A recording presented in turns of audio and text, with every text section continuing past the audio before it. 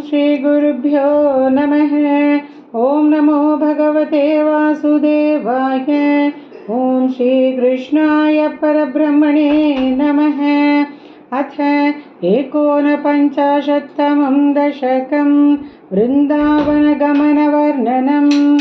भवत्प्रभावा विधुरा हि गोपाः तरुप्रपातादिकमत्र गोष्ठे। अहेतुमुत्पातगणं विशङ्क्य प्रयातुमन्यत्र मनोवितेनुः।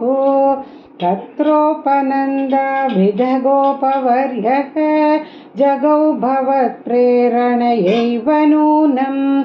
इतः प्रतीच्यां विपिनं मनोज्ञं वृन्दावनं नाम विराजतीति। बृहद्वहन् तत्खलु नन्दमुख्याः विधाय गोष्ठीनमथ क्षणेन। त्वदन्वितत्वज्जननी निविष्टगरिष्ठयानानुगता विचेलुः। अनुमनोज्ञध्वनिदेनुपालीकुरप्रणादान्तरतो वधूभिः। भवद्विनोदालपिताक्षराणि प्रपीयनाज्ञायतमार्गदैर्घ्यम्। निरीक्ष्य वृन्दावनमीशनन्द प्रसूनकुन्दप्रमुखद्रुमौघम्। अमोदताश्राद्वलसान्द्रलक्ष्म्या हरिन्मणिकुट्टिमपुष्टशोभम्। नवाकनिर्व्यूढनिवासभेदेष्वशेषगोपेषु सुखासितेषु। वनश्रियं गोपकिशोरपाली विमिश्रितः पर्यगलोकथास्त्वम्।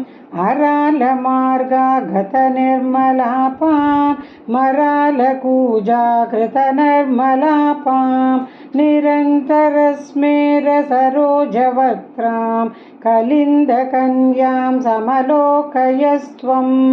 मयूरकेकाशतलोभनीयं मयूखमालाशबलं मणीनां। विरञ्चल लोकस्पृशमुच्चशृङ्गैः गिरिं च गोवर्धनमैक्षतास्त्वम्। समं ततो गोपकुमारकैस्त्वं समन्ततो यत्र वनान्तमागाः।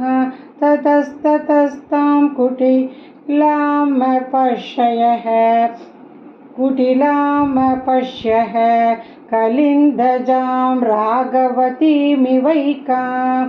तथा विदेस्मिन् विपिने पशव्ये समुत्सुको वत्सगणप्रचारे।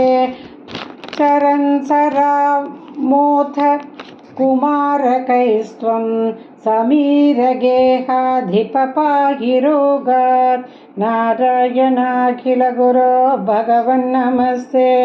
नारायणाखिलगुरो भगवन्नमस्ते।